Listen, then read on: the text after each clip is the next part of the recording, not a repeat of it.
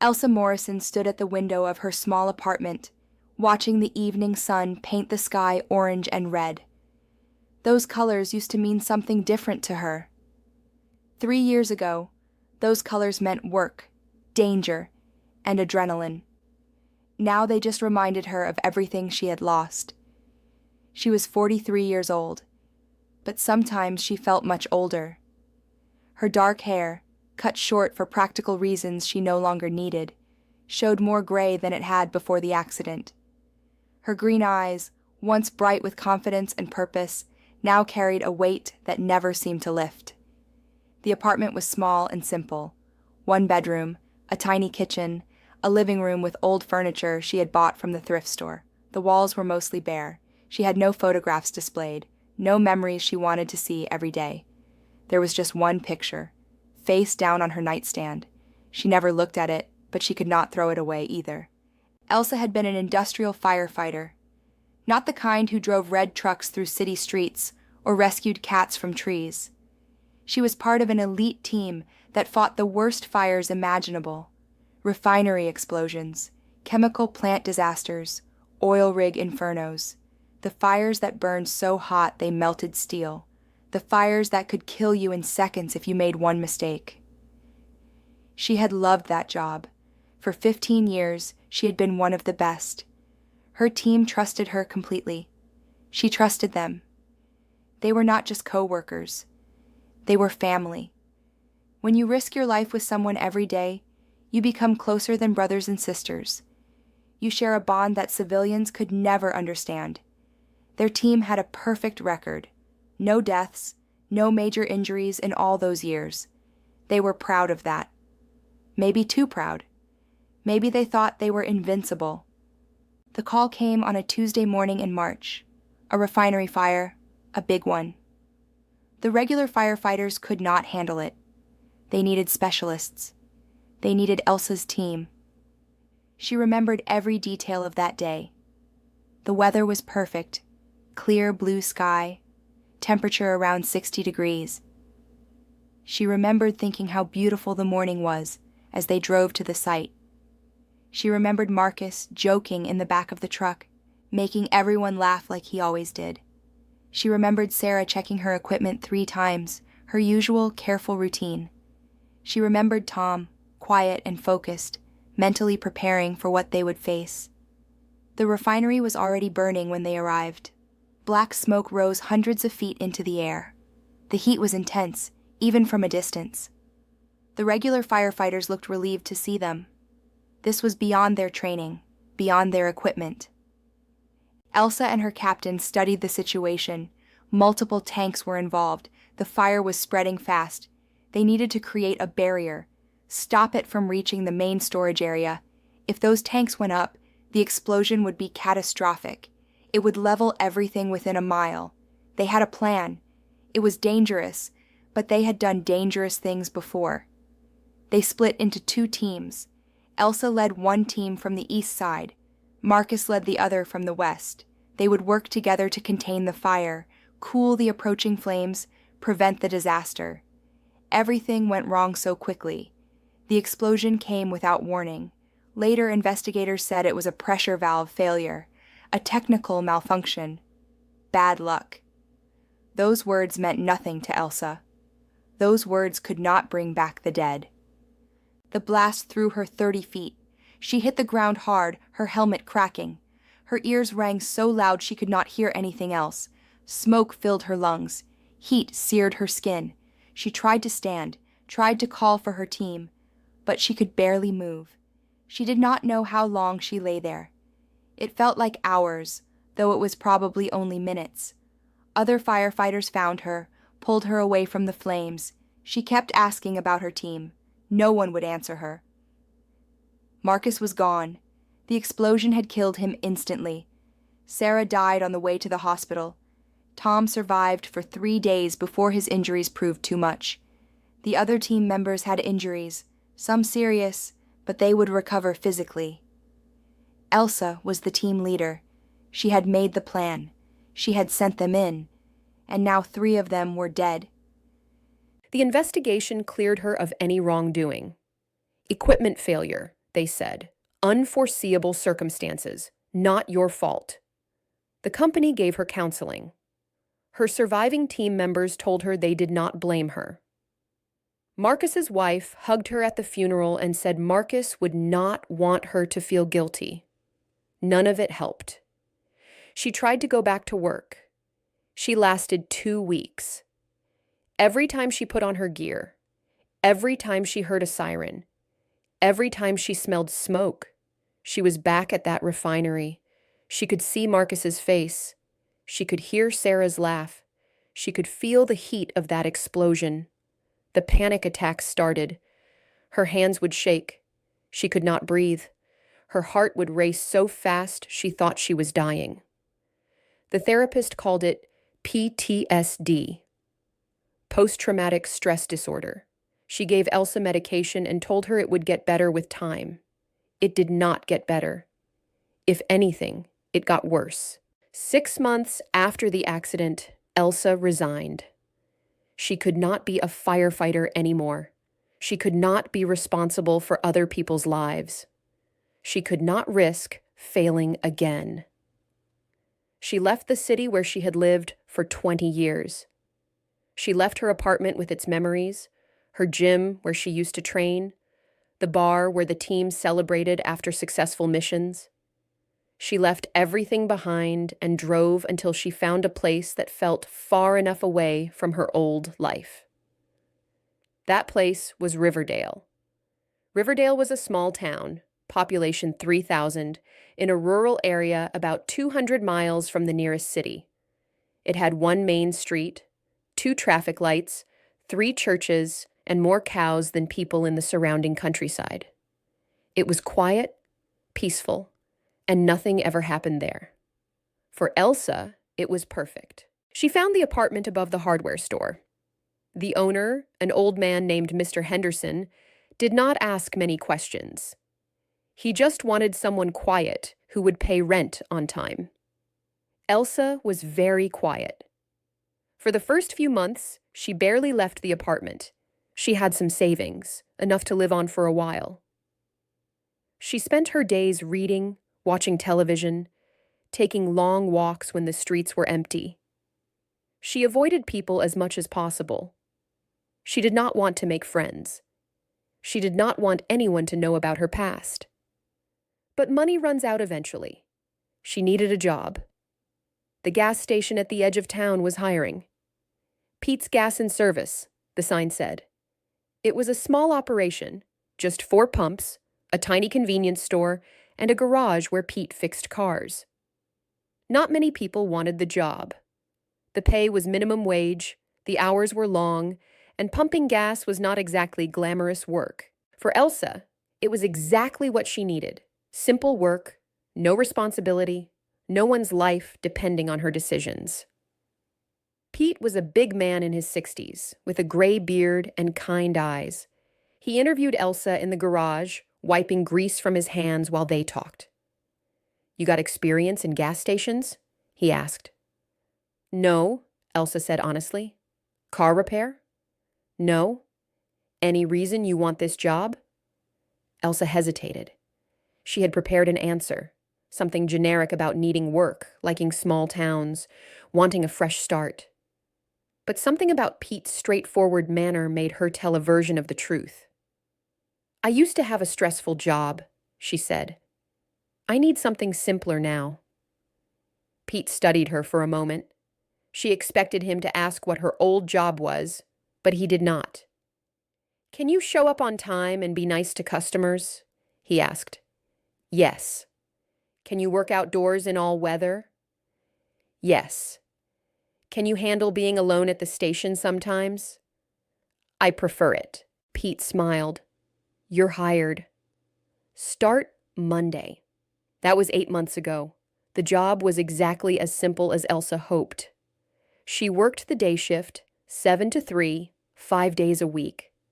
She pumped gas for the customers who wanted full service. She cleaned windshields, checked oil levels, made small talk when necessary. She stocked shelves in the convenience store, rang up purchases, made coffee. It was boring work, repetitive, and unchallenging. For someone who used to make split-second life-or-death decisions, it should have been torture. Instead, it was healing. The routine was good for her. Wake up at 6, shower, dress, walk to work. Same thing every day. Predictable, safe. No surprises, no emergencies, no catastrophes. Pete was a good boss. He did not pry into her life. He taught her what she needed to know, and then left her alone. If she had a bad day and was quieter than usual, he did not push. He seemed to understand that some people needed space. The customers were mostly locals. Same faces every week, sometimes every day. They were curious about the new woman at the gas station, of course. Small towns were like that. But Elsa kept her answers brief and polite, and eventually most of them stopped asking personal questions. There were a few regulars who stood out. Frank was a retired firefighter, though Elsa did not know that at first. He was 72 years old, thin and weathered, with sharp blue eyes and a quiet manner.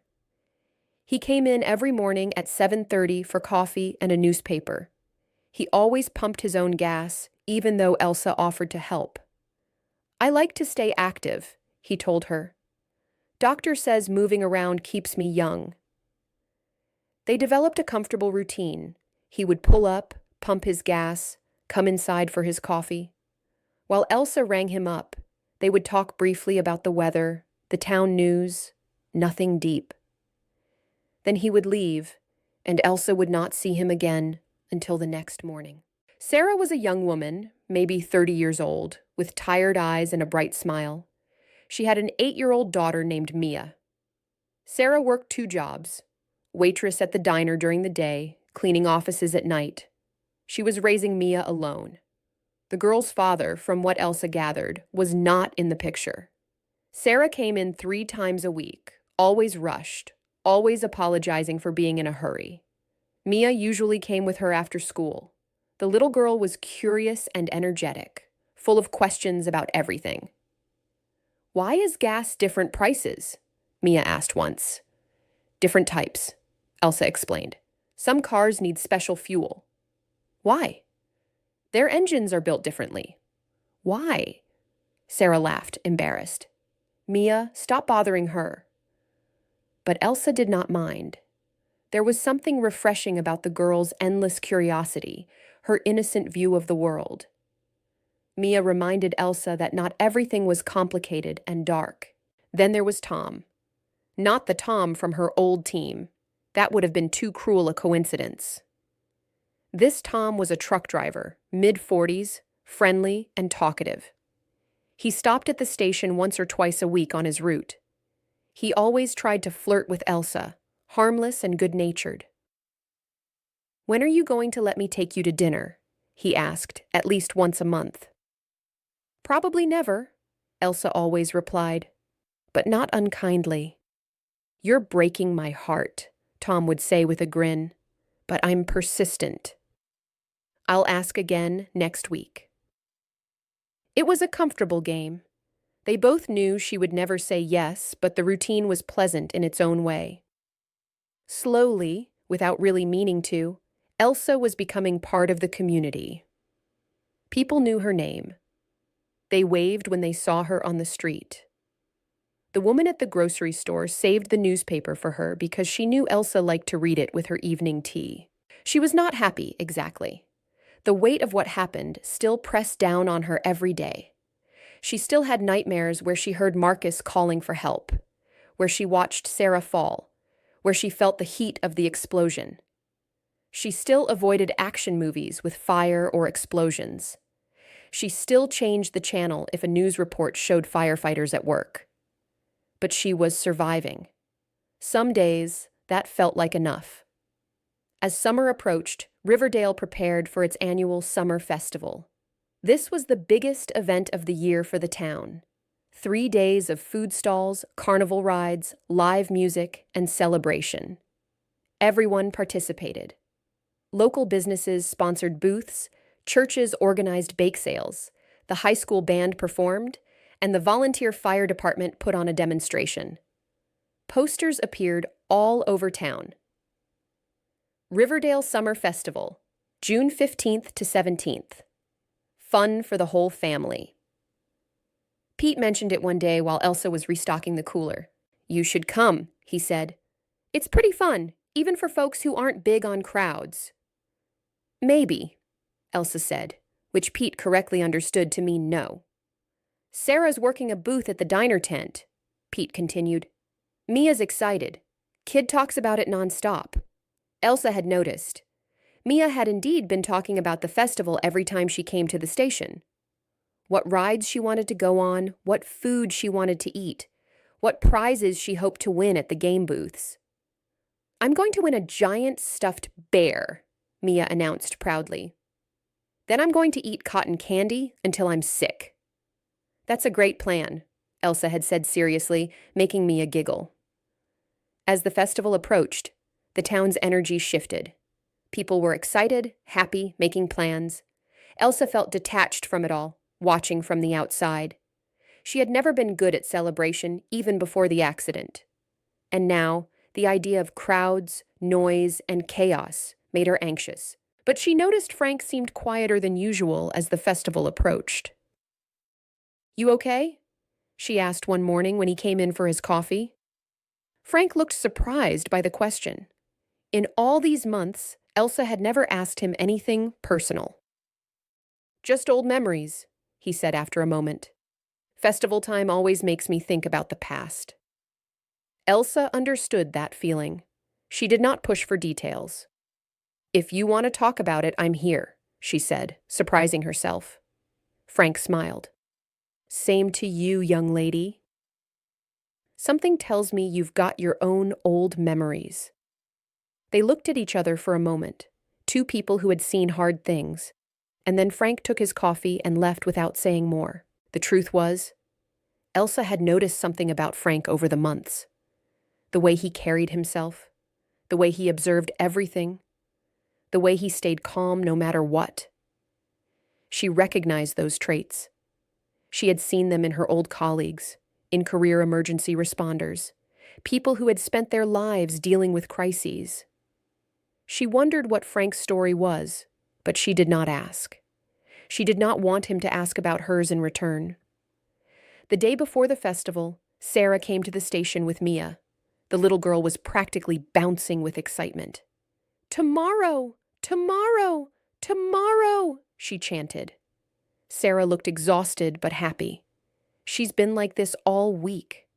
"I would be excited too," Elsa said, and meant it. She remembered being 8 years old, remembered when simple pleasures like festivals felt like the most important things in the world. "Are you coming to the festival?" Mia asked Elsa. "I don't think so." "Why not?" "Everyone goes." "I'm not really a festival person." Mia looked genuinely confused by this concept. "But there's cotton candy and rides and games. How can you not be a festival person?" "Mia," Sarah said gently, "not everyone likes the same things." "That's okay. But you should come," Mia insisted, looking at Elsa with serious eyes. "It's more fun with friends." Something about the way she said friends touched Elsa. Did Mia consider her a friend? Elsa was just the gas station lady who answered her questions and let her pick out candy while Sarah paid for gas. "I'll think about it," Elsa said. "Promise?" Mia asked. "Promise." After they left, Elsa felt strangely emotional. When had she started caring about these people? When had they stopped being just customers and started being, what? Not quite friends, maybe, but not strangers either. She thought about Frank's quiet understanding, Sarah's tired smile, Mia's enthusiastic questions, Pete's respectful distance, even Tom's harmless flirting. These people had given her something without even knowing it.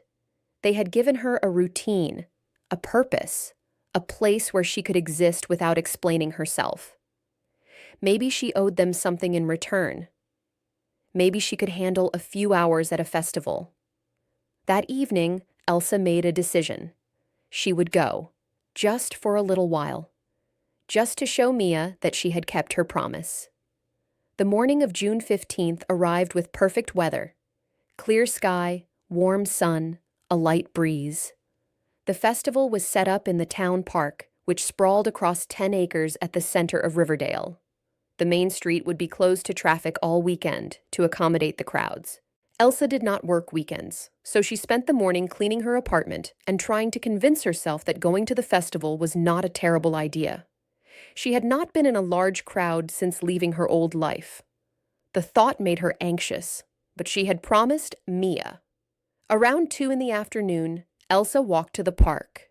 She could hear the festival from blocks away. Music, laughter, children screaming on rides.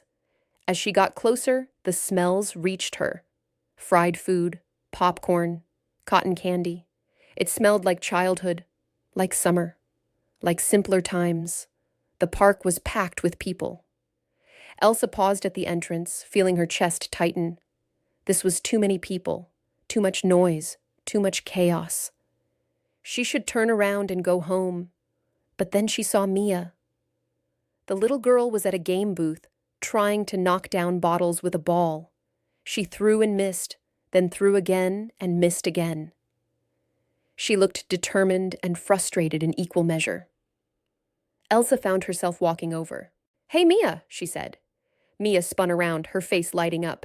"You came! You really came!" "Mom, look, it's Elsa!" Sarah appeared from behind the booth, holding a corn dog. She looked surprised and pleased. "I didn't think we'd see you here." "I promised Mia I would think about it," Elsa said. "I thought about it." "Are you going to help me win the bear?" Mia asked hopefully, pointing at the giant stuffed bear hanging at the back of the booth. The carnival worker, a teenager with a bored expression, explained the rules. Knock down all 6 bottles in 3 throws, win the big prize. Knock down 4 or 5, win a small prize. $3 for 3 balls. "I've spent $9 already," Mia said sadly. "I only knocked down 3 once." "The bottles are weighted," Elsa said, studying the setup. "You need to hit the bottom center to make them all fall." She was not sure why she knew this. Maybe she had learned it somewhere in her childhood.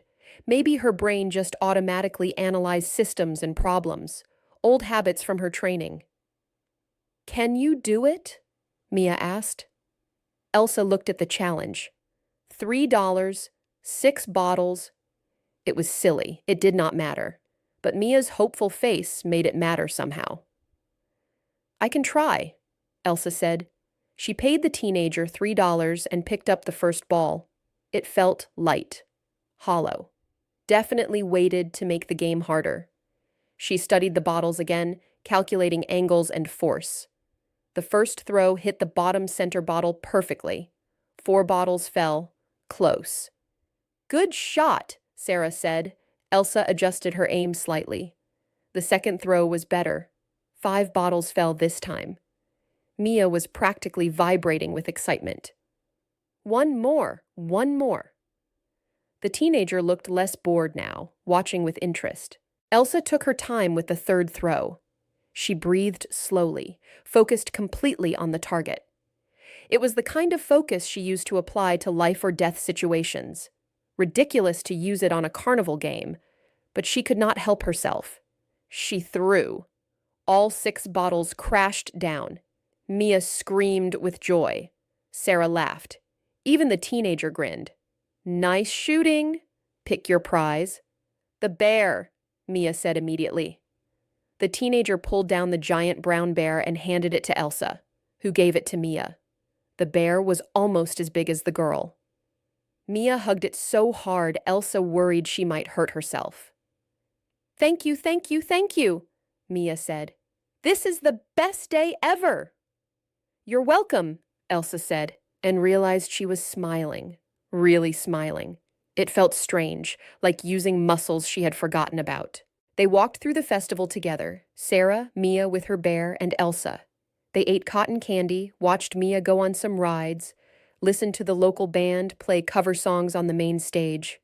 It was simple and ordinary and nice. Frank appeared at some point, walking through the crowd with careful steps. He saw them and came over. "Evening, ladies," he said, tipping his baseball cap. "Enjoying the festival?" "Elsa won me a bear," Mia announced, showing it off. "So I see," Frank said. "That's quite a bear." They talked for a few minutes. Frank mentioned that the volunteer fire department would be doing their demonstration soon. Training exercises, showing kids the fire truck, that sort of thing. Elsa tensed immediately. "I think I might head home soon," she said. Frank looked at her with those sharp blue eyes. Understood. Crowds can be tiring. But Mia was disappointed. "Don't you want to see the fire truck? They let kids spray the hose." "Maybe next year," Elsa said. She said goodbye to Sarah and Mia, nodded to Frank, and walked quickly toward the exit. She had done well today. She had kept her promise, spent time with people, even enjoyed parts of it. But fire trucks and demonstrations were too much. That was where she drew the line. She was almost out of the park when she heard it. A loud bang, like a gunshot or an explosion. Then another, then screaming. Every muscle in Elsa's body went rigid. Her heart started racing. She could not breathe. It was happening again. Another explosion, another disaster. But then someone nearby laughed and said, "They started the fireworks early." Fireworks, just fireworks, not an explosion, not danger. Elsa leaned against a tree, trying to calm her breathing. Her hands were shaking. She felt foolish and weak. Just fireworks. Why was she so broken that even fireworks sent her into panic? She stood there for several minutes, waiting for her heart rate to return to normal. The fireworks continued, colorful explosions lighting up the early evening sky. Around her, people oohed and awed and enjoyed the show. Finally, Elsa felt steady enough to walk home. She took back streets, avoiding the crowds. The festival had been good for a while, but it had also reminded her how damaged she still was. How far she still had to go before she could be normal again. If she could ever be normal again.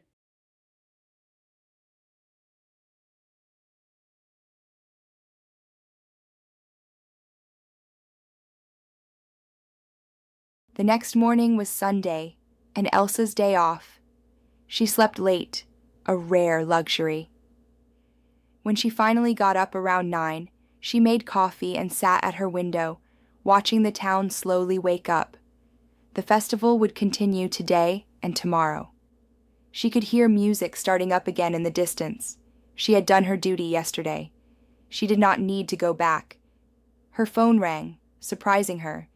Very few people had her number. She checked the screen. Pete. "Hello?" she answered. "Elsa, I'm really sorry to bother you on your day off," Pete said. He sounded stressed. "I've got a situation." "What's wrong?" "My sister in Portland had a fall. She's in the hospital. I need to drive up there right away. The thing is, I was supposed to be at the station today. The festival brings in a lot of business, and I can't close for the whole weekend. You need me to work today? Just until 5. I know it's your day off. I'll pay you double time." Elsa considered. She had no other plans. Sitting alone in her apartment versus working at the station.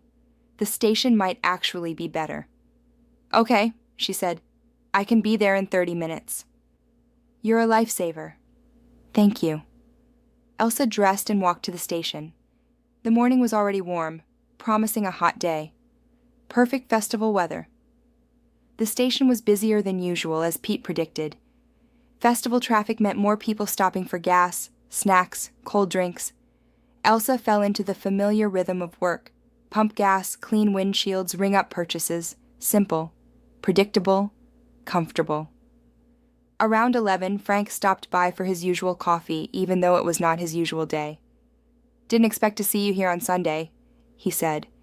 Pete had a family emergency. "His sister, okay?" "I hope so." Frank nodded. "You're good people, helping out like this." After Frank left, the morning continued busy, but manageable. Elsa actually did not mind. The work kept her thoughts occupied. At noon, she took a short break to eat the sandwich she had brought. She sat in the small office behind the convenience store, a cramped room with a desk, filing cabinets, and a window that looked out toward the back of the property. Behind the station was a large storage area that Pete used for supplies and equipment. Beyond that, about 200 feet away, stood a large white cylindrical tank. It was the town's main fuel storage tank, supplying not just Pete's station, but 2 others in the area. The tank held thousands of gallons of gasoline and diesel. Elsa had noticed the tank on her first day of work. Pete had explained that it was managed by the county, not him. They had inspectors who checked it regularly. It was safe and secure. Looking at it made Elsa uneasy. She understood fuel. She understood how dangerous it was, how quickly things could go wrong. A tank that size, that close to a populated area, was a risk. But she was not an industrial safety expert anymore. She was just a gas station attendant. It was not her problem. She finished her sandwich and went back to work. The afternoon stayed busy. More festival goers stopping for gas and supplies. Families heading home after a morning at the park. Kids with their faces painted, clutching prizes and balloons. Around 2:30, Elsa was inside the convenience store, restocking the drink cooler, when she heard shouting outside. She walked to the door and saw smoke rising from behind the station. Her first instinct was to freeze. Smoke meant fire. Fire meant danger. Fire meant loss and death and failure. But then her training kicked in, older and deeper than her trauma. She ran outside. The smoke was coming from the storage area. Elsa ran around the building and stopped dead. The fuel storage tank was on fire. Not the whole tank. Not yet. Flames were shooting from equipment near the base, electrical components sparking and burning. But the flames were spreading, licking up the side of the metal tank, getting closer to the main storage area. 2 county workers were there, spraying extinguishers at the flames. But it was not enough. The fire was growing too fast. "What happened?" Elsa yelled over the roar of the flames. "Electrical short," one of the workers shouted. "Faulty wiring."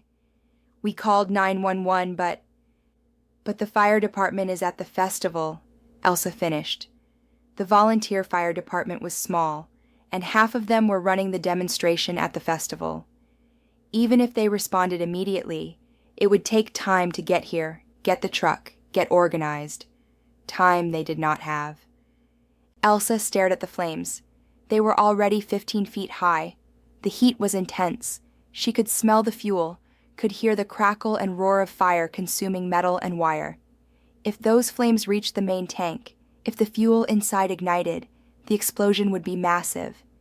It would destroy the gas station, the hardware store, every building on this block. The blast wave would reach the festival. Hundreds of people would die. Sarah and Mia were at the festival. Frank was at the festival. Half the town was at the festival. The 2 workers were still spraying their extinguishers, but they were nearly empty. The fire was winning. "We need to evacuate," one of them shouted. "This whole area needs to clear out." He was right. That was the safe choice. Get everyone away. Let the professionals handle it when they arrived. But Elsa knew the professionals would not arrive in time. She had seen situations like this before. She knew how fast fuel fires spread. They had minutes at most before the heat caused the main tank to rupture. The worker pulled out his radio. "We need evacuation. The whole downtown. The festival. Evacuating the festival would cause panic. People would be trampled. The roads would jam. And even if everyone got out safely, the explosion would destroy half the town. There was another choice. A dangerous choice. A choice that required someone who knew what they were doing, who had training and experience with industrial fires. Elsa felt her hands shaking. Her chest was tight. Her breathing was rapid and shallow. She was going to have a panic attack. Right here, right now, when people needed her most. She thought about Marcus, about Sarah, about Tom.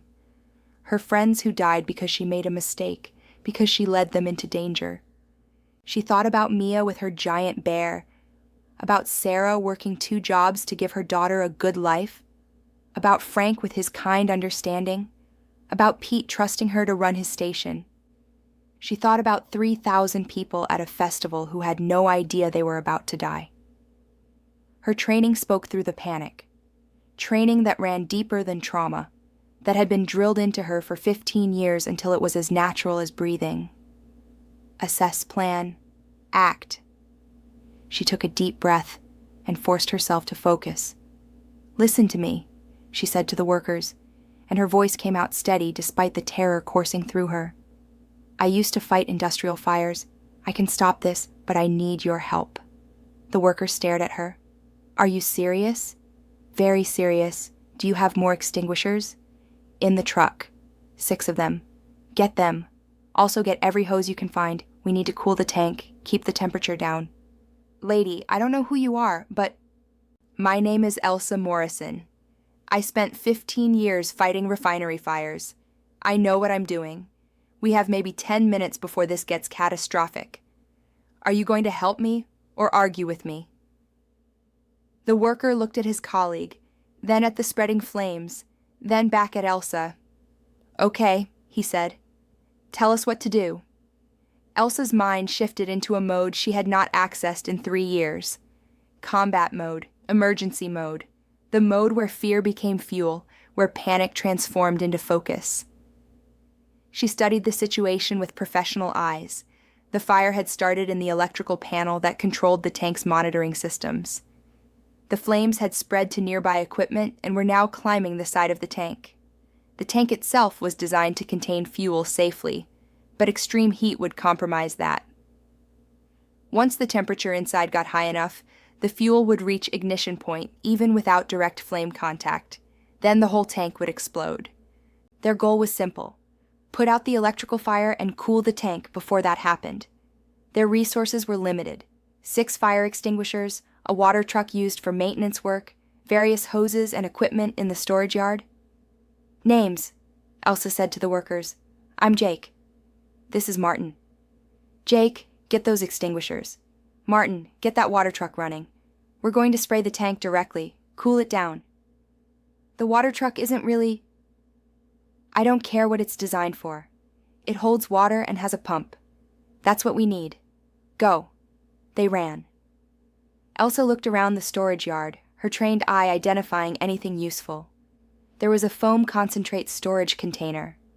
Older equipment, probably not checked in years, but foam was crucial for fuel fires. She heard a vehicle pull up and turned to see Frank getting out of his old pickup truck. "Saw the smoke," Frank said. "What can I do?" "You shouldn't be here," Elsa said. "This is dangerous." I was a firefighter for 30 years. I'm old, not useless. What do you need? Elsa made a split-second decision. Can you handle a hose? In my sleep. Good. Help Martin with the water truck. We need to spray the tank. Keep it cool. Frank nodded and moved toward Martin. He did not question her authority, did not waste time asking why she was giving orders. He just acted. That was what good firefighters did. Jake returned with the extinguishers. Elsa grabbed 2 and handed the others to Jake. We focus on the electrical fire first. Aim low, get to the source, watch for fuel spills on the ground. They advanced toward the flames. The heat was incredible, even from 15 feet away. Elsa felt sweat instantly soak her shirt. The roar of the fire was loud, hungry, violent. She pulled the pin on her extinguisher and sprayed at the base of the fire. The chemical foam hit the flames, and they retreated slightly.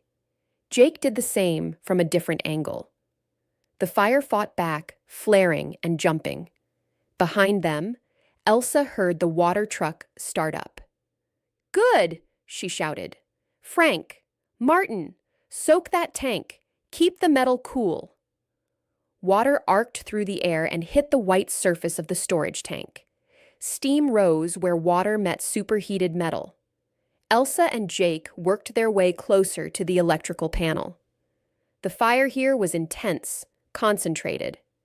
Elsa could see damaged wiring, melted components, the source of the whole disaster. Her first extinguisher ran empty. She dropped it and grabbed another. Her muscles remembered this work. Her body knew how to move around flames, how to read the fire's behavior, how to attack efficiently. But her mind kept trying to betray her. She kept seeing Marcus's face, kept hearing the sound of the refinery explosion, kept feeling the guilt crushing down on her. Focus, breathe, work. The second extinguisher was empty. Jake was on his third. The electrical fire was smaller now, more contained, but not out. "I need more foam," Elsa yelled. "That's all we have," Jake shouted back. Elsa looked at the foam concentrate storage. "There's more in that container. We need to mix it with water and—" "That equipment is ancient. I don't even know if it works." "Make it work." She did not wait for him to respond. She ran to the container herself. It was an old foam proportioning system, the kind she had used dozens of times in her old job. The controls were rusted and stuck. She forced the valve open. Foam concentrate began flowing. "Martin, I need water through this system." Martin left Frank with the hose and ran over. "What are you doing?" "Making firefighting foam." "Connect this to your pump." He did not understand, but he did what she said. The system shuddered to life. Foam began mixing with water, creating the thick white substance that could smother fuel fires. "Jake, take this hose." Jake grabbed the foam hose. The foam shot out under pressure, covering the flames in thick white bubbles. The fire retreated, suffocated by the foam. "Keep going." "Cover everything," Elsa directed. The foam kept flowing. The flames got smaller, weaker. Elsa grabbed another extinguisher and attacked the remaining hotspots. 5 minutes that felt like 5 hours. The roar of fire, the heat making her skin feel like it was burning, the smoke choking her lungs, her muscles screaming from effort, and underneath it all, the voice in her head screaming that she would fail, that people would die, that she was not good enough. But she kept working, kept spraying, kept fighting, and slowly, the fire died. The electrical panel was a smoking ruin, but the flames were gone. The side of the tank was blackened and scorched, but intact. The fuel inside was safe. They had done it.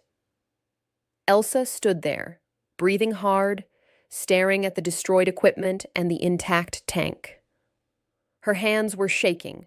Her legs felt weak. She thought she might collapse. "Is it over?" Martin asked. "Is it safe?" Elsa forced herself to stay professional. "Keep spraying the tank. We need to make sure it's cool, that there are no hidden hot spots. Watch for any new flames." "You heard her," Frank said. "Keep going." Sirens approached. The fire department finally arriving. Better late than never. 3 fire trucks pulled up. Firefighters jumped out, started unrolling hoses. The chief, a man named Daniel, ran over to assess the situation. "What happened here?" he demanded. Frank stepped forward. "Electrical fire in the storage tank equipment. We contained it before it spread to the main tank." "We?" Frank gestured to Elsa. "She did most of it. Lady knows what she's doing." Daniel looked at Elsa. She was covered in soot and foam, her clothes soaked with sweat and water, her hands still holding an empty extinguisher. "You did this?" he asked. Elsa nodded, not trusting herself to speak. "Who are you?" "She works at the gas station," Pete said, appearing from somewhere. "Elsa Morrison, my employee." "Gas station employee," Daniel repeated, clearly skeptical. "How do you know industrial firefighting?" "Long story," Elsa managed to say. Her voice sounded strange, distant. Daniel studied her for a moment, then turned to his crew. "Check the tank. Make sure there's no damage. Get the county inspector out here. I want a full assessment. The firefighters moved efficiently, professional. Elsa watched them work, feeling disconnected from her body. She had done it. She had faced the fire. She had not failed. But she did not feel victorious. She felt exhausted and shaky and scared. "You should sit down," Frank said gently, appearing at her elbow. "I'm fine." "You're not fine. Come on." He guided her away from the scene, toward his truck. She sat down on the tailgate. Her legs gave out as soon as she was off her feet. "Here," Frank said, handing her a bottle of water from his truck. "Drink." Elsa drank. The water tasted like ash and smoke, or maybe that was just her mouth. "You were a firefighter," Frank said. It was not a question. "Industrial, refineries, chemical plants. I was on a special response team." "Past tense?" "Past tense," Frank nodded. "I was volunteer fire department here for 30 years. Retired 5 years ago after my heart attack. Best job I ever had. Also the hardest." They sat in silence for a moment. "What made you stop?" Frank asked. Elsa looked at him. His kind blue eyes, his weathered face. He would understand. He had seen the same things she had seen, felt the same weight of responsibility. "3 people on my team died," she said quietly. 3 years ago, refinery explosion. My plan, my call, they died because of my decisions. Frank did not say what everyone else said. He did not tell her it was not her fault, or that these things happen, or that she should not blame herself. Instead, he said, "That's a heavy burden to carry." "Too heavy," Elsa admitted. "I couldn't do the job anymore. I moved here to get away from it all. I thought I could just exist quietly, not be responsible for anyone. But today you were responsible," Frank said. "You saved a lot of lives today, Elsa." "I almost didn't do it. I almost ran away. I was so scared. But you didn't run. That's what courage is, being scared and doing it anyway." Elsa looked back at the storage tank, at the firefighters still working around it. "I kept seeing them. My team. The ones who died. I was so afraid I would fail again." "Did you fail today?" "No." "Then maybe," Frank said carefully. "What happened 3 years ago wasn't failure either. Maybe it was just tragedy." Elsa felt tears on her face. When had she started crying? She wiped them away quickly, but more came. "They died," she said. "They trusted me and they died." "They trusted you because you were good at your job," Frank said. "Because you kept them alive through 100 other dangerous situations. You couldn't save them from bad luck and faulty equipment. That doesn't make you a failure. It makes you human." Elsa wanted to believe that. She wanted to believe it so badly. But the guilt was so heavy, so constant. "I don't know how to let it go," she whispered. "Maybe you don't," Frank said. "Maybe you just learn to carry it. And maybe sometimes you let yourself remember that you're still here, still capable, still able to do good. Like you did today." An ambulance pulled up. Paramedics got out and looked around for injured people. "Ma'am, you should get checked out." One of them called to Elsa. "Smoke inhalation, possible burns." "I'm fine," Elsa said automatically. "Let them check you," Frank said. "Protocol." Elsa allowed the paramedics to examine her. Minor burns on her hands and forearms. Some smoke inhalation, but nothing serious. They bandaged her burns and gave her oxygen for a few minutes. More people arrived. The county inspector, the police chief, the mayor. Everyone wanted to know what happened, who stopped the fire, whether anyone was hurt. Pete stood next to Elsa like a protective father, running interference with the officials. She needs rest. Questions can wait. But the mayor, a woman named Carol, insisted on shaking Elsa's hand. "You saved our town," Carol said. "If that tank had exploded during the festival—" She didn't finish the sentence. She didn't need to. I just did what needed to be done, Elsa said. That's exactly what heroes do, Carol replied. By the time Elsa was allowed to leave, it was evening. The festival was winding down, though most people there had no idea how close they had come to disaster. The police had quietly evacuated the areas closest to the gas station, but they had kept it low-key to avoid panic. Pete insisted on driving Elsa home, even though it was only 3 blocks. "You're a hero," he said as they drove. "A genuine hero." "I'm really not," Elsa said. She felt drained, empty. "You saved my station. You saved a lot more than that. I don't even know what to say." "You don't have to say anything. I need to say thank you. So thank you, Elsa, for everything." He dropped her off at her apartment. Elsa climbed the stairs slowly, every muscle aching. Inside, she stripped off her ruined clothes and stood under a hot shower for a long time, washing away smoke and ash and sweat. When she finally got out, wrapped in a towel, she looked at herself in the mirror. Her reflection stared back, tired and red-eyed. But there was something different in her expression. Something she had not seen in 3 years. She looked like someone who had faced their fear and survived. Her phone buzzed. Multiple text messages, missed calls. Word had spread fast in a small town. Sarah, Mia, other people from the community, all checking on her. One text from Sarah. "Thank you for saving us. You're amazing. Mia says you're her hero." Elsa stared at that message for a long time. She made tea and sat at her window, watching the last light fade from the sky. Her hands were bandaged and sore, but the pain was bearable. Physical pain was easy compared to the emotional kind. She thought about what Frank had said, about carrying burdens, about still being capable of good, about courage being scared but acting anyway. She thought about Marcus and Sarah and Tom from her old team. She had spent 3 years convinced that she failed them, that their deaths were her fault. But maybe Frank was right. Maybe it had just been tragedy, bad luck, equipment failure. The things that sometimes happened despite everyone's best efforts. She could not have saved them. She knew that intellectually, but she had never felt it emotionally until now. She had saved people today. Jake and Martin and Frank had helped, but without her expertise, her training, her willingness to face the fire despite her fear, the disaster would have been catastrophic.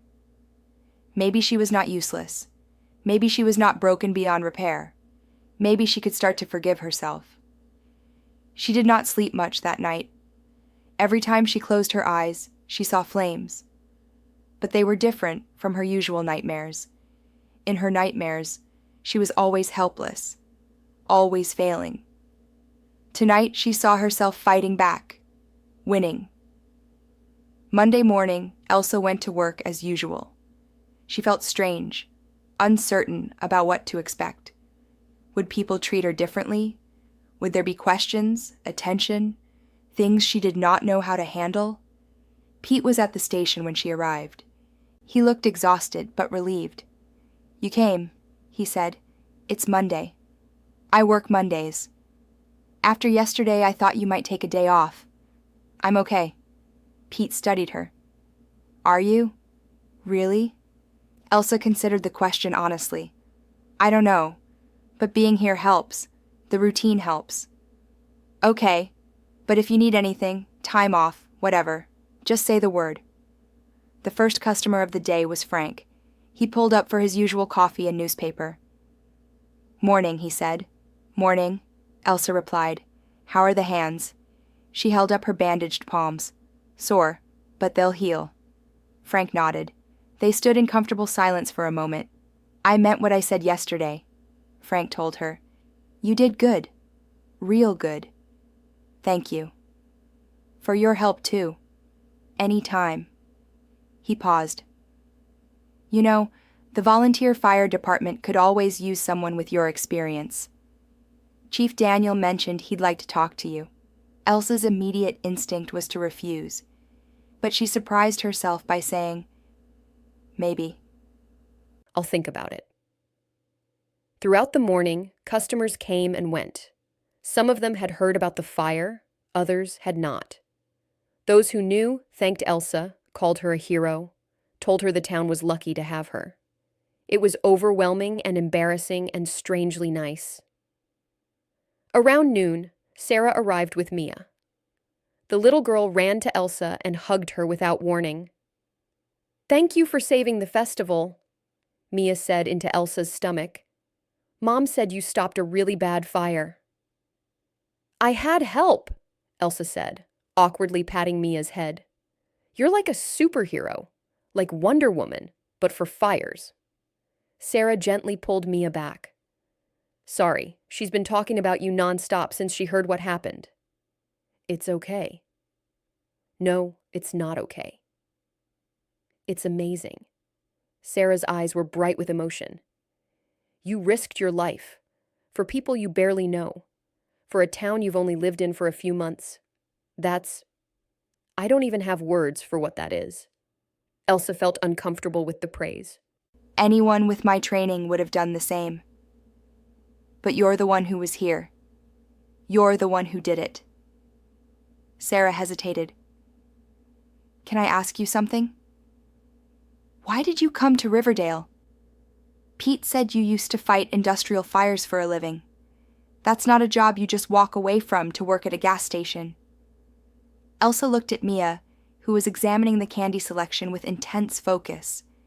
She looked at Sarah's kind, tired face. She thought about how much she had shared with Frank yesterday. Maybe it was time to stop hiding. "Something bad happened," Elsa said quietly. "On my last job. People I cared about died. I couldn't do the work anymore." Sarah's expression softened with understanding. "I'm sorry. That must have been terrible." "It was. Still is sometimes. But yesterday, I proved to myself that I can still do it, that I'm not completely broken." "You're not broken at all," Sarah said firmly. "You're one of the strongest people I've ever met." They talked a little more, then Sarah and Mia left. The afternoon continued with its steady flow of customers, routine tasks, normal life.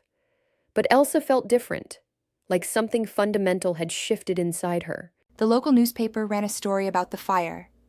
They called Elsa a hero, detailed her background as an industrial firefighter, and included quotes from Jake, Martin, and Fire Chief Daniel about how she had taken charge and prevented a catastrophe. Elsa hated seeing her name in print, her past exposed for everyone to read. But she also appreciated that the article was respectful, focusing on her actions rather than digging into the tragedy that had ended her career. The mayor's office called. Would Elsa be willing to accept a commendation at the next town council meeting? Elsa politely declined. She did not need formal recognition. She just needed to move forward. Chief Daniel stopped by the gas station a few days after the fire. "Got a minute to talk?" he asked. They sat at the picnic table outside the convenience store. Daniel was in his 50s, solidly built, with the calm demeanor of someone who had seen plenty of emergencies. "Frank told me you might not be interested," Daniel began, "but I wanted to ask anyway. We need training instructors for our volunteer department. Basic stuff mostly, but also advanced techniques for handling fuel fires, chemical hazards, that kind of thing. With your background, you'd be perfect." "I appreciate the offer," Elsa said carefully, "but I'm not sure I'm ready for that." "I understand. But think about it. No pressure, no rush. The offer stands whenever you're ready." He paused. "Can I ask what happened? Why you left industrial firefighting?" Elsa had told this story more times in the past week than in the past 3 years. Each time got slightly easier. "Refinery explosion. 3 of my team members died. I was the team leader. After that, I couldn't handle the responsibility anymore." Daniel nodded slowly. "That's rough. I'm sorry." "The weird thing is," Elsa said, "I spent 3 years running from that. Moved here to hide from my past, from the memories. But when that tank caught fire, all that training came back. My body just knew what to do. Muscle memory, Daniel said. We train until responses become automatic. So when crisis hits, we don't have to think. We just act. I guess I'm glad I had that training when I needed it. So are a lot of other people. Listen, I'm not going to push. But if you ever want to pass that training on, help make sure the next generation is as prepared as you were, we'd be honored to have you. After Daniel left, Elsa sat thinking. Teaching would not be the same as active firefighting. It would not put her in charge of life or death decisions. It would not put other people at risk because of her choices. But it would be a way to use her skills. A way to help. A way to make sure that what she knew did not go to waste. Maybe. Someday. Over the following weeks, life in Riverdale returned to normal. The storage tank was repaired with new safety systems. The gas station went back to its usual routine. The summer festival became a memory of good times and close calls. But Elsa's life did not completely return to what it had been before. She was no longer quite so isolated.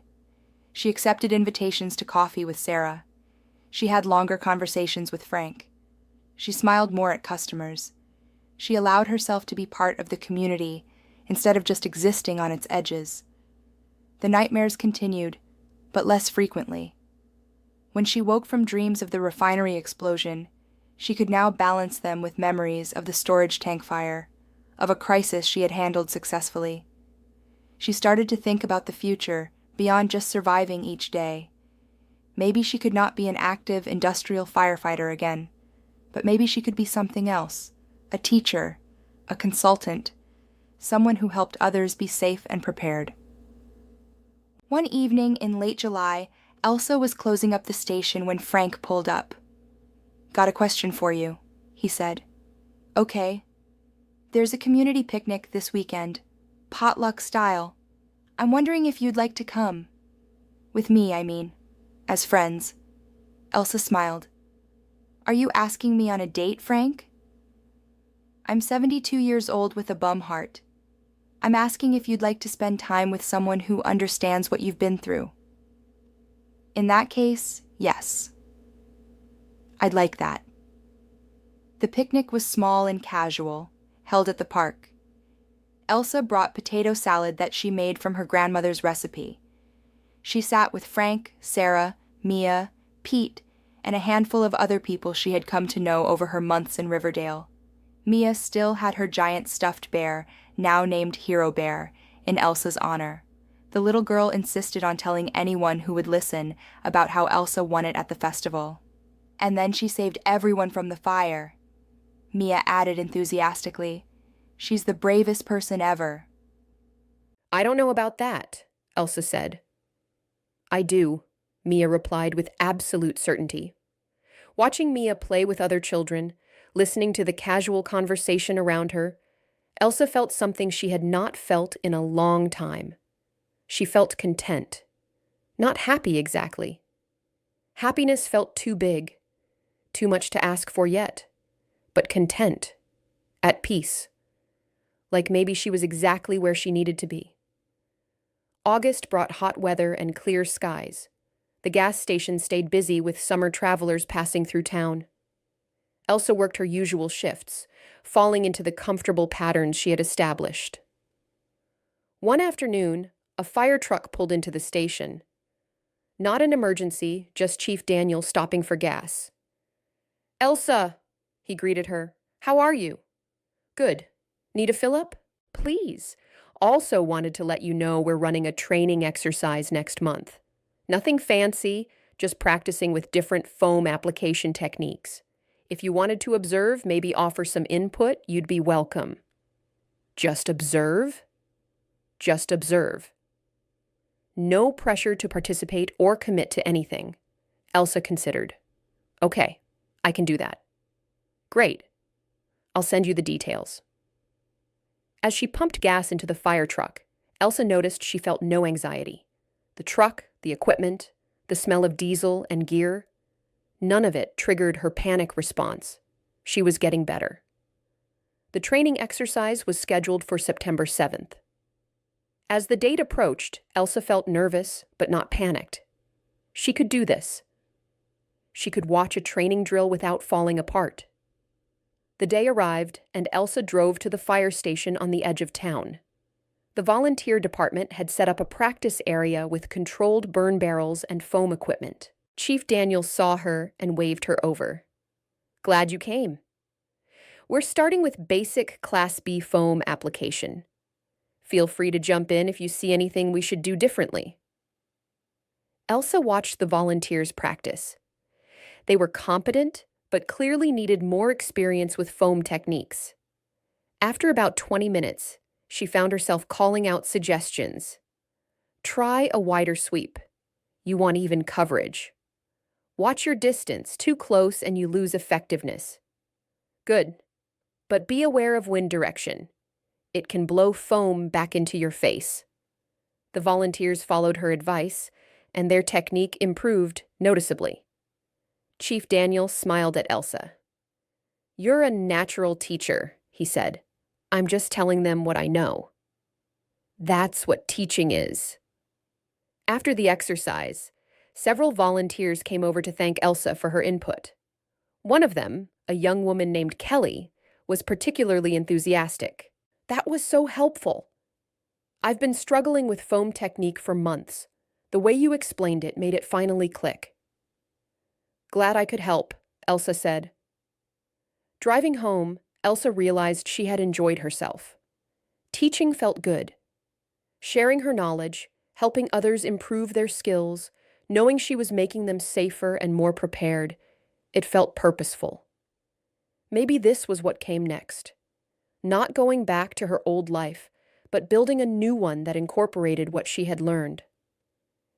That evening, she called Chief Daniel.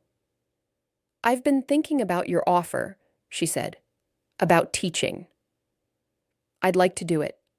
Nothing full-time, just occasional sessions on specific topics." "That would be fantastic.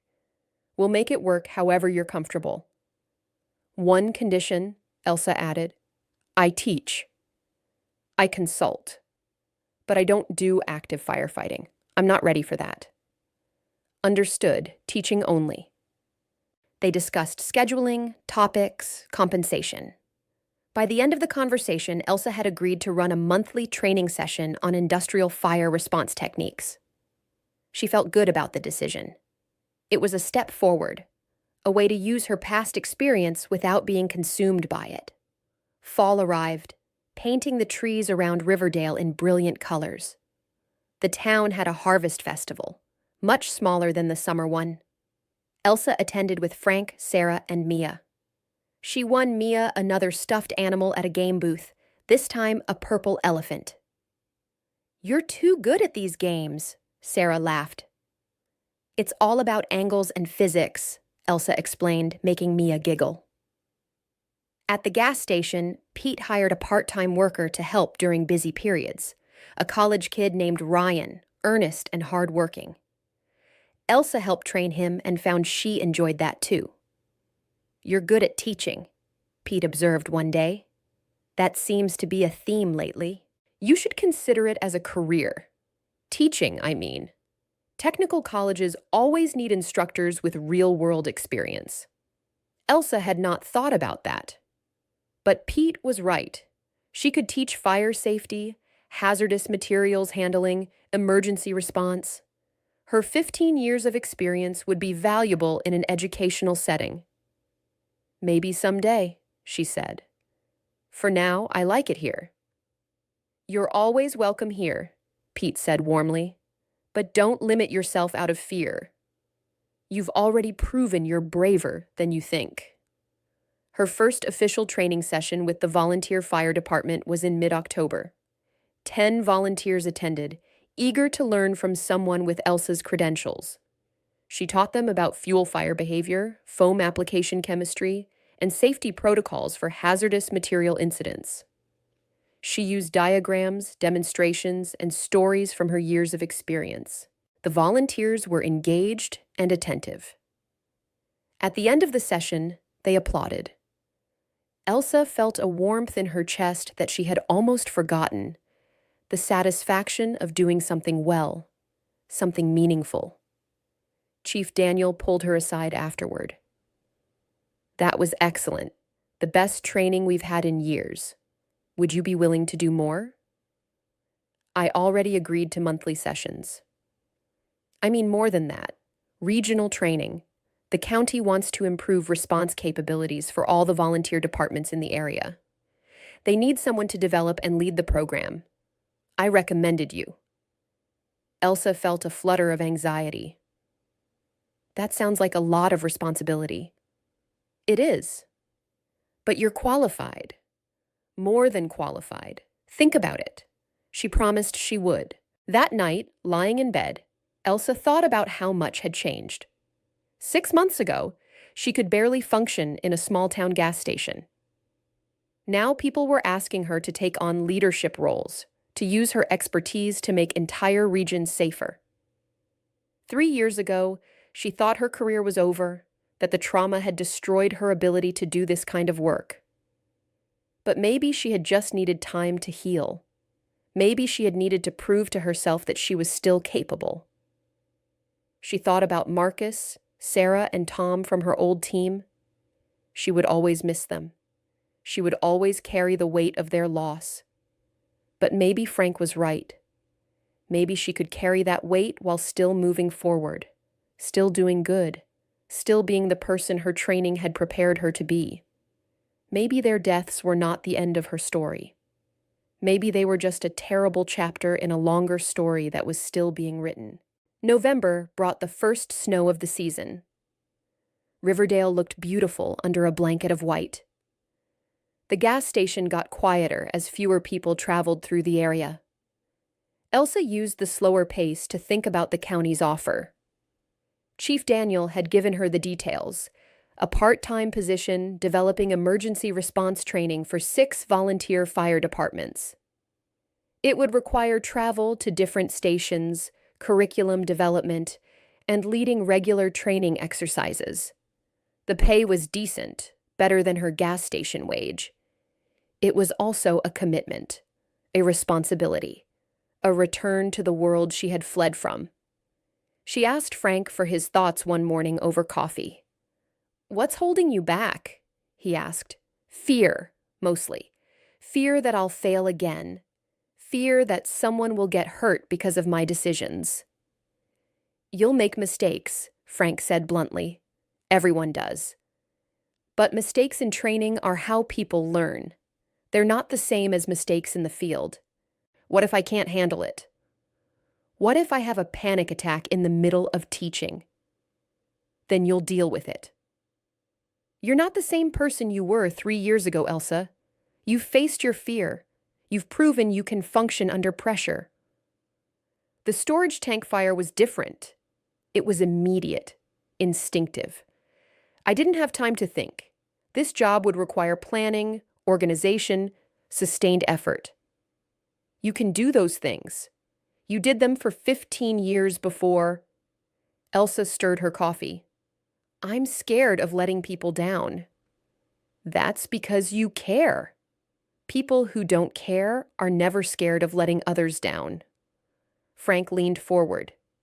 "Let me ask you something. If you don't take this job, will someone less qualified take it? Will those 6 fire departments get worse training or maybe no training?" "Probably." So by saying no out of fear, you're actually making those departments less safe.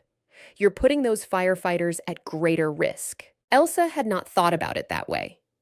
She had been so focused on her own trauma, her own fear, that she had not considered how her refusal might affect others.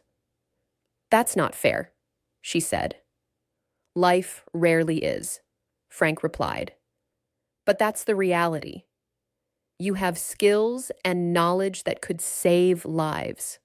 Are you going to share that knowledge or keep it buried because you're scared?" She knew he was right. She hated that he was right, but he was. "When did you get so wise?" she asked. 72 years of making mistakes and learning from them. That evening, Elsa called Chief Daniel. "I'll take the job," she said. Part-time, as discussed. I want to keep working some shifts at Pete's station. I need that routine. We can work with that. Welcome to the team, Elsa. She told Pete the next day. He was proud and supportive, agreeing immediately to reduce her hours so she could accommodate the training schedule. Sarah hugged her when she heard the news. I'm so happy for you. This is perfect for you. Even Mia had an opinion. Are you going to teach people to be heroes like you? I'm going to teach them to be safe and prepared, Elsa corrected. Being a hero is just doing the right thing when it's needed. That's what you do, Mia said simply. Elsa started the new job in December. Her first task was assessing the current training programs at each of the 6 stations. She visited them one by one, observing their drills, reviewing their equipment, talking with their members. Most of the volunteers were enthusiastic but undertrained. Rural volunteer departments rarely had the resources for comprehensive training. They did their best with what they had, but they had significant gaps in knowledge and skills. Elsa developed a 12-month training program covering everything from basic firefighting techniques to advanced hazardous materials response. She created lesson plans, ordered training materials, and scheduled regular sessions at each station. The work was demanding but satisfying. She was using her brain again, solving problems, making plans. She had not realized how much she missed that kind of mental challenge. Her first regional training session was in January, bringing together volunteers from all 6 stations for a day-long workshop on vehicle fires and extrication. 30 firefighters attended, ranging from teenagers just joining their local departments to retirees with decades of experience. Elsa was nervous that morning, wondering if she could handle teaching such a large group. But once she started, the old confidence returned. She knew this material. She knew how to present it clearly. She knew how to keep people engaged and learning. The workshop was a success. The feedback forms were overwhelmingly positive. Chief Daniel called her that evening to congratulate her. "You're a natural at this," he said. "The volunteers are excited to have someone with your level of expertise." "Thanks. I'm glad I said yes." "So are we." Winter passed into spring. The snow melted, revealing green grass and budding trees. Riverdale woke up from its winter quiet, people emerging to enjoy the warmer weather. Elsa had been in town for over a year now. It felt like home in a way nowhere had felt since she left her old life. She knew her neighbors, had regular customers she looked forward to seeing, had friends who cared about her. The training program was going well. She had completed initial sessions at all 6 stations and was moving into more advanced topics. The volunteers were improving noticeably. They were more confident, more skilled, more prepared. One afternoon in April, Elsa was at the gas station when a car pulled up that she recognized. Not the car, but the driver.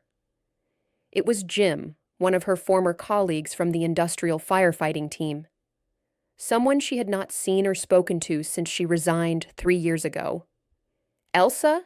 Jim said, getting out of the car. "Is that really you?" "Jim, what are you doing here? Driving through on my way to a job site? Saw the town name and thought I'd stop. Never expected to actually find you." They stared at each other for a moment. Jim looked older, more tired than she remembered. But then again, she probably looked different too. "How are you?" he asked carefully. "I'm okay. Better than I was." "That's good. We've all been worried about you. You just disappeared." "I needed to disappear." Jim nodded. "I understand. After the accident, we all struggled. But losing you on top of losing the others, it was hard." Elsa had not thought about how her departure affected the surviving team members. She had been so focused on her own pain that she had not considered theirs. "I'm sorry," she said. "I should have stayed in touch." "No, I get it. Sometimes you need a clean break. He gestured around. So, this is what you're doing now? Gas station? Part-time. I also teach emergency response training for volunteer fire departments in the area. Really? That's great. We always said you'd be a good instructor. They talked for a while, catching up on mutual acquaintances, sharing updates on their lives. Jim was still with the team, now a senior member after Elsa's departure. The work was still dangerous, still demanding, but they had implemented new safety protocols after the accident. We learned from what happened, Jim said. Better equipment, better monitoring systems, better communication. We're trying to make sure it never happens again. That's good, Elsa said. She meant it. Before he left, Jim asked, "Do you ever think about coming back?" The team would take you back in a heartbeat. No, Elsa said without hesitation. That part of my life is over. I'm doing something different now. Are you happy? Elsa considered the question. I'm getting there. For a long time, I didn't think I'd ever be okay again, but I'm healing. Slowly. Then I'm glad for you. Jim shook her hand. Take care of yourself, Elsa. You too. Stay safe out there. After he drove away, Elsa stood thinking. A year ago, seeing someone from her past would have sent her into a spiral of anxiety and guilt. Now she felt okay, bittersweet, but okay. That past was still part of her, but it did not define her anymore. She was building a new life, a new identity. She was still a firefighter in a way, still using her knowledge and skills, but on her own terms, in ways she could handle. June arrived, and with it came time for Riverdale's summer festival again. This year, Elsa did not hesitate about attending. She had promised to help Sarah at the diner booth on Saturday afternoon. The festival was just as crowded and chaotic as the previous year. But Elsa moved through it comfortably now, greeting people she knew, stopping to chat with friends. Mia found her within minutes of her arrival. The girl was 9 now, still energetic and curious. Elsa, are you going to win me another prize? Maybe. What do you want this year? There's a giant panda at the ring toss booth. They spent an hour going from booth to booth. Elsa won the panda on her second try, much to Mia's delight. They ate funnel cake and watched the high school band perform. Sarah joined them when her shift at the diner booth ended, and they sat on the grass, enjoying the perfect summer weather. I can't believe it's been a year since the fire, Sarah said. Sometimes it feels like yesterday. Other times it feels like forever ago. I know what you mean, Elsa said. That was the day I realized you were special, Sarah continued, not just capable, but genuinely heroic. You could have run away. Most people would have. But you stayed and fought. I just did what I was trained to do. No, Sarah said firmly. You did more than that. You faced your biggest fear to save people you barely knew. That's courage. Mia, only half listening to the adult conversation, suddenly pointed across the park. Look, it's a fire truck. The volunteer fire department was setting up for their annual demonstration. Elsa saw Chief Daniel and several volunteers she had trained preparing the equipment. Want to go watch? Sarah asked. Last year, Elsa had fled before the demonstration. This year, she stood up and said, Let's go. They walked over to where the fire truck was parked. Chief Daniel saw Elsa and waved her over. Perfect timing. We're going to demonstrate foam application on a simulated fuel fire. Want to help? Elsa hesitated only briefly. Sure. She put on protective gear and joined the demonstration. In front of a crowd of several hundred people, she and 3 volunteers showed proper technique for handling a Class B fire. They explained the process, demonstrated the equipment, and answered questions from the audience. It felt good. Natural. Right. Afterward, a teenager approached her. That was so cool. I'm thinking about joining the volunteer fire department when I turn 18.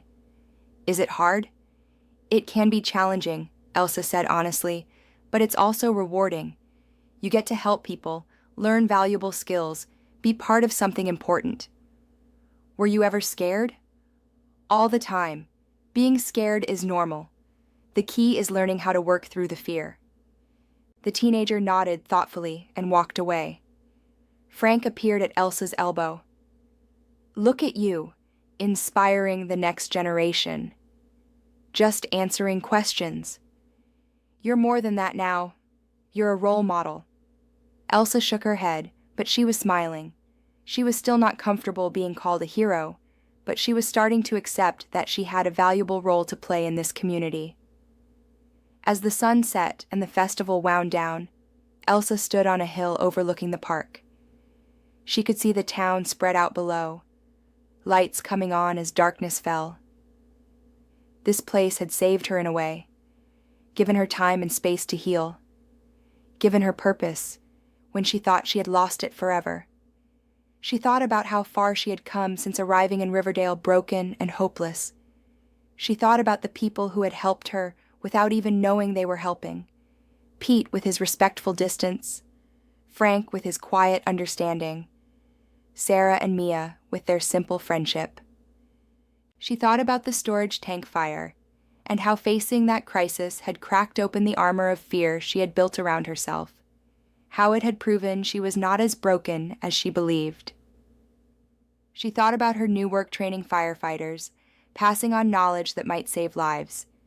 It was not the same as her old career, but it was meaningful in its own way.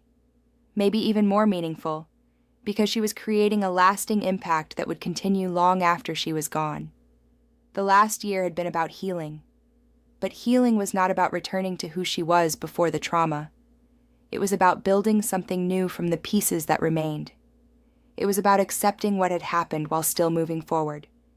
She had lost 3 people she cared about. That would always hurt. But she had also found new people to care about, new purposes, new reasons to get up each day. Marcus, Sarah, and Tom were gone, but their memory did not have to be a weight that dragged her down. It could be a reminder to value each day, to use her skills for good, to help others stay safe so they did not suffer the same fate. Ready to head home? Frank asked, joining her on the hill. Yeah, it's been a good day. Yes, it has. Many more good days ahead, too. Elsa believed him. As fall arrived again, Elsa marked 18 months since coming to Riverdale. The town had fully become her home now. She had signed a year lease on a better apartment, one with more space and better light. She had bought a used car to make her rounds to the different fire stations easier. She had even adopted a cat, a gray tabby that Pete's daughter was fostering. The cat's name was Ash, which Elsa thought was appropriately ironic given her history with fire. Her training program had expanded. The county was so impressed with the results that they asked her to develop additional courses on wildfire response and water rescue operations. She was now working 25 hours a week on training, splitting the rest of her time between the gas station and developing new curriculum. Pete had hired another part-time employee, which took pressure off Elsa, but she kept her shifts at the station. She enjoyed the simplicity of it, the routine, the connection to the community. It grounded her. One October afternoon, Elsa received a call from an unexpected source, the state fire marshal's office. Ms. Morrison, my name is Rachel Chen. I'm with the state fire marshal. I've been hearing excellent things about your training program. Thank you, Elsa said, curious. We're developing a statewide rural firefighting training initiative. We need experienced instructors who can work with volunteer departments across the state. Your name came up multiple times during our planning sessions. Would you be interested in discussing a position? What kind of position? Regional Training Coordinator. You would oversee training programs in a 6-county area, develop curriculum, lead workshops, evaluate and improve response capabilities. It would be full-time with benefits. Elsa's first instinct was to say no. Full-time felt like too much responsibility, too much pressure. But she stopped herself. Why was she still limiting herself out of fear? "Can I think about it?" she asked. "Of course. Take your time. I'll email you the details." That evening, Elsa called Frank. He had become her unofficial advisor, the person she turned to when she needed perspective. "What do you think?" she asked after explaining the offer. "I think it's a great opportunity. You'd be making a real difference on a larger scale. But it's full-time. I'd have to give up the gas station. I'd be responsible for a huge area. And you're qualified for all of it. The question isn't whether you can do it. The question is whether you want to." Elsa thought about that. Did she want to? A year ago, she would have said absolutely not. But now? "I'm scared," she admitted. "What if I fail?" "You might. Everyone fails sometimes. But what if you succeed? What if you save lives because the firefighters you train are better prepared?" It feels like a lot of pressure. It is. But you've handled pressure before. You've handled crisis. This is just a different kind of challenge. After they hung up, Elsa sat with Ash on her lap, stroking the cat's soft fur and thinking. She had spent 3 years running from responsibility, from pressure, from the possibility of failure. But running had not made her happy. It had just made her empty. What had made her start to heal was facing her fear, fighting that storage tank fire, teaching those volunteers, using her skills to help others. Maybe it was time to stop playing it safe. Maybe it was time to step fully back into the world. The next day, she called Rachel Chen back. "I'm interested in the position. Tell me more about what it would involve." They talked for an hour about expectations, responsibilities, challenges. The more Elsa heard, the more certain she became. This was right. This was what she should do. "When would you need an answer?" Elsa asked. "We'd like to fill the position by January. So within the next 2 months? I'll let you know by Thanksgiving." Elsa spent the following weeks thinking carefully about the decision. She talked to Pete, who was supportive but sad to lose her. She talked to Sarah and Mia. She talked to Chief Daniel. Everyone encouraged her to take the job. "You'll still visit, right?" Mia asked, worried. "Of course." "I'm not leaving Riverdale. I'll still live here. I'll just be traveling more for work." "Okay, but you have to come to my birthday party in December. I promise." The hardest conversation was with Frank. He had become like family to her, a father figure, a mentor, a friend. The thought of seeing him less often was painful. "You have to take this job," Frank said firmly when she expressed her doubts.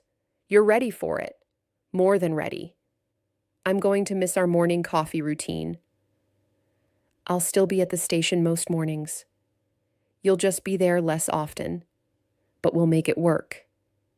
"Thank you," Elsa said, "for everything, for understanding me, for pushing me when I needed pushing, for being there."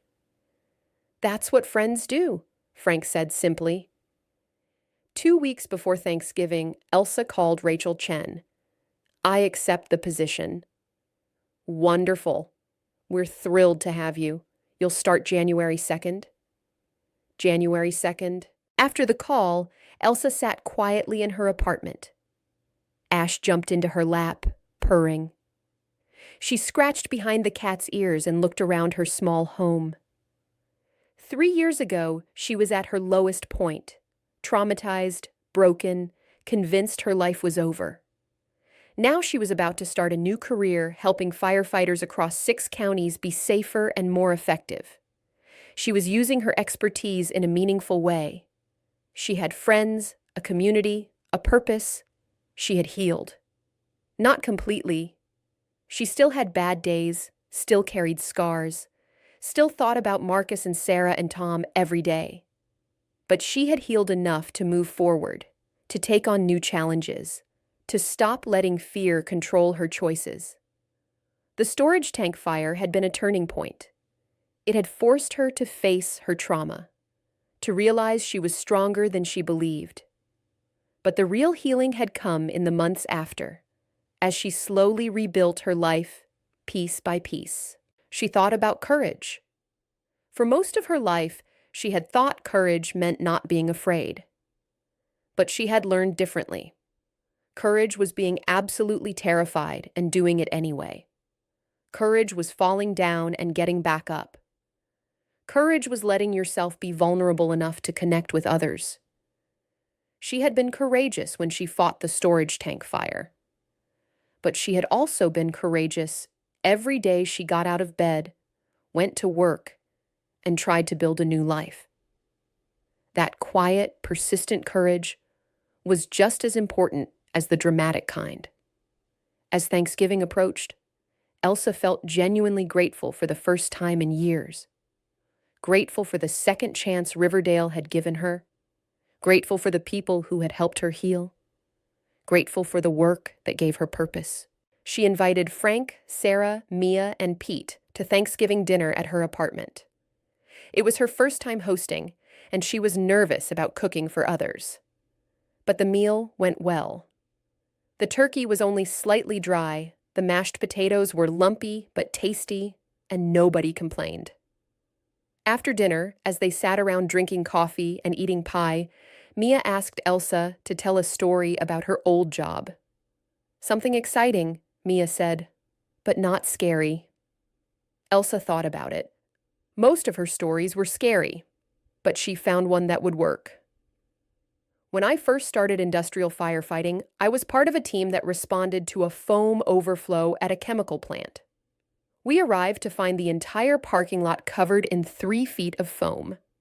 It looked like a winter wonderland, except warm and soapy. "What did you do?" Mia asked, delighted. "We had to fight our way through this foam to reach the source and shut it down. But the foam was slippery. People kept falling. Marcus, one of my team members, slipped and ended up sliding 20 feet on his back like he was on a sled." Everyone laughed, including Elsa. It felt good to remember Marcus with humor instead of just grief. "Did you fix it?" Mia asked. "We did. Took us 3 hours and we were covered head to toe in foam, but we got it shut down and cleaned up." "You must have 100 stories like that," Sarah said. "I do. Some scary, some funny, all memorable. For a long time, I couldn't think about any of them without pain. But I'm starting to remember the good parts too. The teamwork, the challenges we overcame, the satisfaction of solving complex problems." "That's healthy," Frank said. "Remembering the whole picture, not just the worst moments." "It's taken a while to get here," Elsa admitted. That evening, after everyone left, Elsa cleaned up and thought about the progress she had made. She had friends now, she had community, she had work that mattered, she had a future that excited rather than terrified her. The path forward would not be easy.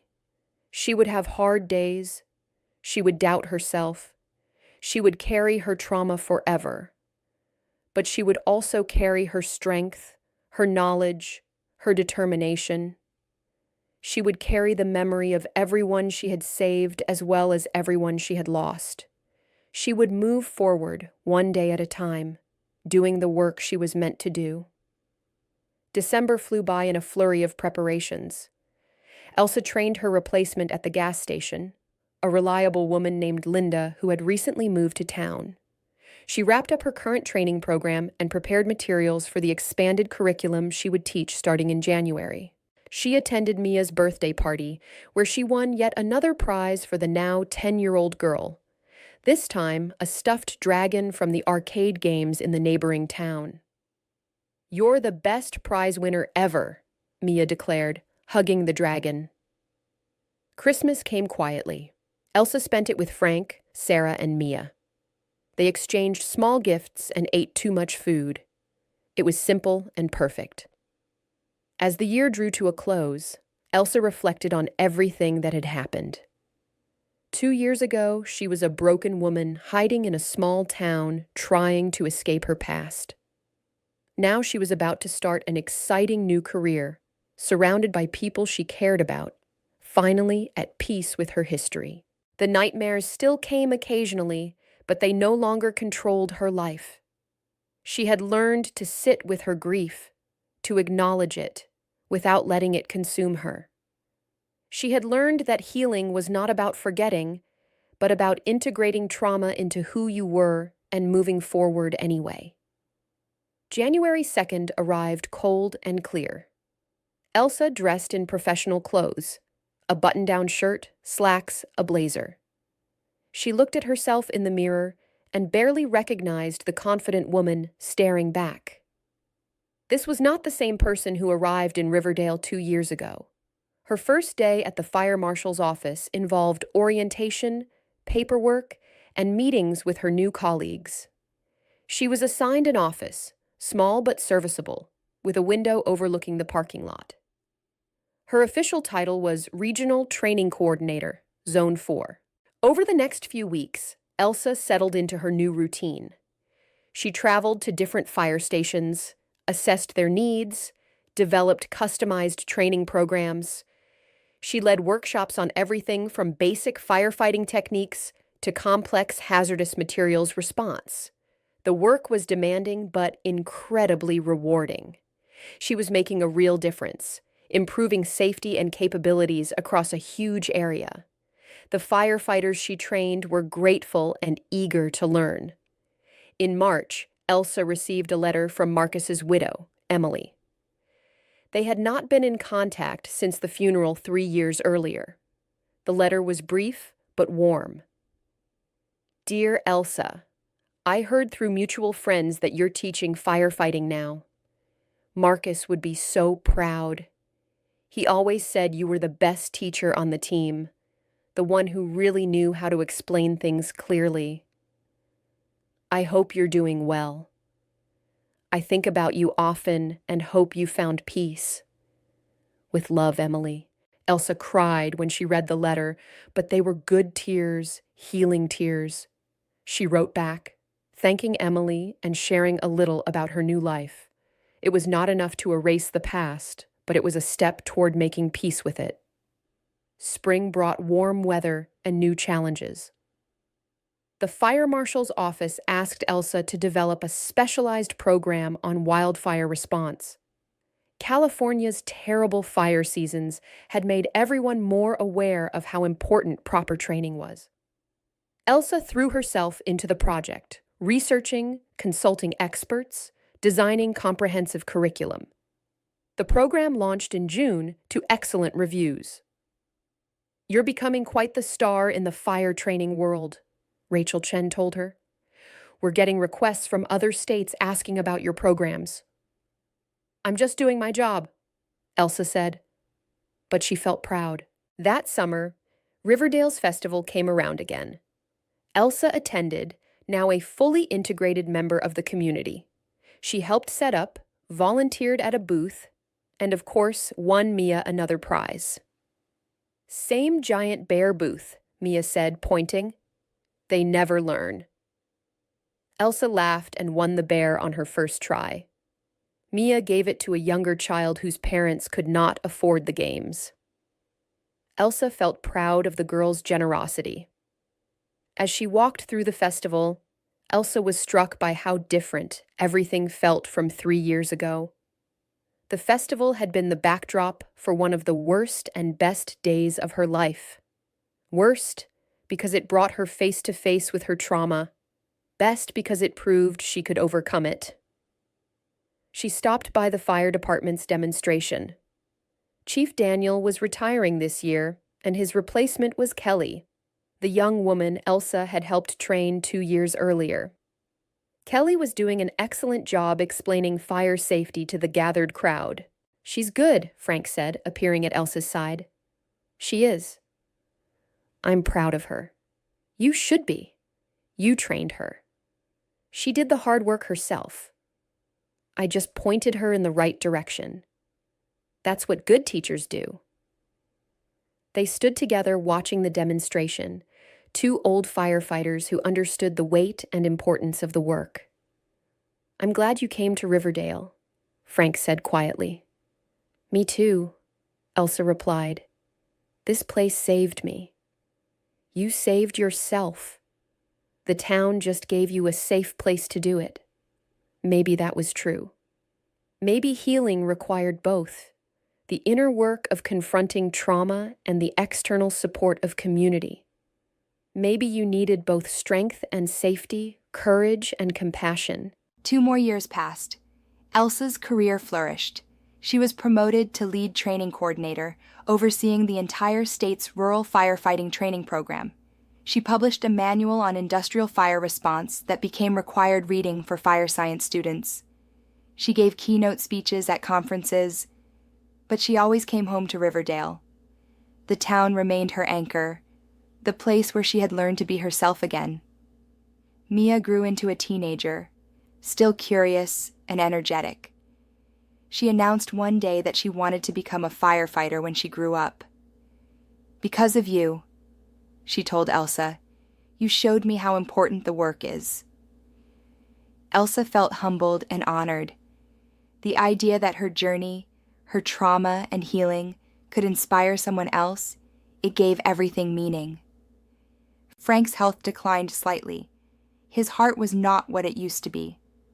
But he still came to the gas station most mornings for coffee, still offered his wise perspective on life, still called Elsa young lady, even though she was now 48 years old.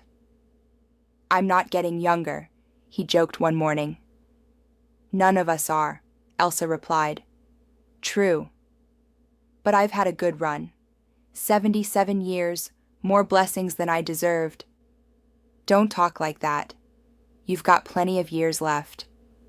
"Maybe. Or maybe not. Either way, I'm content. I got to see you heal, got to see you become the person you were meant to be. That's a gift." Elsa hugged him, something she rarely did with anyone. "Thank you for being part of my healing. Thank you for letting me be part of it." That fall, 5 years after the storage tank fire, the town held a ceremony. They were dedicating a new emergency response center, and they had asked Elsa to speak. The crowd was large, several hundred people. Elsa stood at the podium, looking out at the faces of people she had come to know and love. Sarah and Mia, Frank, Pete, Chief Daniel, Kelly, and dozens of other firefighters she had trained. County officials, state representatives, members of the community. "5 years ago," she began, "I came to Riverdale, broken and afraid. I thought my career was over, that I had nothing left to give. This town proved me wrong." She talked about her journey, carefully and honestly. She talked about the tragedy that had ended her old career. She talked about finding refuge in Riverdale. She talked about the storage tank fire and how it forced her to confront her fears. "I've learned a lot in the past 5 years," she continued. "I've learned that trauma does not have to define you. I've learned that healing is possible, even when it seems impossible. I've learned that community matters, that human connection matters, that allowing yourself to be vulnerable is not weakness, but strength." She looked at Frank. "I've learned that carrying grief does not mean you cannot also carry joy, that remembering those we've lost does not mean we cannot move forward, that honoring the past means using it to build a better future." She talked about her work training firefighters, about the importance of preparation and safety. She talked about how every person she trained was a ripple effect of good extending into the future. "This emergency response center will serve this community for decades to come," she concluded. "It represents our commitment to keeping people safe, to being prepared for crisis, to supporting those who run toward danger when everyone else runs away. I'm honored to have played a small part in making it happen, and I'm grateful to all of you for giving me a home when I needed it most. Thank you." The applause was thunderous. People stood, clapping. Elsa felt tears on her face, but she did not care. These were happy tears, grateful tears. After the ceremony, person after person came to thank her, to shake her hand, to share how her work had impacted them. It was overwhelming and wonderful. As the crowd dispersed, Elsa found herself standing alone for a moment, looking at the new building. It was a good building, well-equipped, ready to serve the community. A tangible result of all the work she had done. She thought about Marcus, Sarah, and Tom. 5 years ago, she believed their deaths meant her work was over, that she had failed irredeemably. Now she understood differently. Their deaths had been tragedy, not failure, and her response, to heal, to return to the work in a new form, to help ensure others were better prepared, was a way of honoring their memory. They would never be forgotten, but they also would not be the end of her story. Frank approached, walking slowly but steadily. "Quite a speech," he said. "Thanks, I was nervous." "Couldn't tell." "You're a natural public speaker." They stood together in comfortable silence. "I'm proud of you," Frank said, "in case I haven't said that enough." "You've said it plenty. Still true every time." Elsa smiled. "I'm proud of me too. Finally. It took a long time, but I'm proud of who I've become. As you should be. You're exactly who you're supposed to be. So are you, Frank. So are you." 10 years later, Elsa Morrison, now 53 years old, stood in her office at the State Fire Marshal headquarters. She was Deputy State Fire Marshal now, the highest-ranking woman in the department, responsible for training and preparedness across the entire state. Her office walls displayed certificates, awards, photographs from training exercises. But her favorite photo was a simple one. Her, Frank, Sarah, and Mia at a Riverdale summer festival 7 years ago. Frank had passed away 2 years ago, his heart finally giving out. But his legacy lived on in everyone he had touched, including Elsa. She still lived in Riverdale, though she traveled constantly for work. The town remained her home, her anchor. Sarah was now manager of the diner. Mia was in college studying fire science, determined to follow in Elsa's footsteps. The phone rang. It was Rachel Chen, now the state fire marshal. "Elsa, we've got a situation. Major industrial fire at a chemical plant in the Northern District. They're requesting specialized assistance." 10 years ago, that call would have sent Elsa into panic. 5 years ago, it would have made her anxious. Now she felt only the familiar surge of focus and determination. "I'm on my way." She grabbed her gear and headed to the helipad. As the helicopter lifted off, she looked down at the landscape passing below. Somewhere down there was Riverdale, the small town that had given her a second chance. She thought about the gas station where she had pumped gas and restocked shelves. She thought about the storage tank fire that had changed everything. She thought about Frank's wisdom, Mia's enthusiasm, Sarah's kindness. She thought about Marcus, Sarah, and Tom from her old team. They were gone, but they had not died in vain.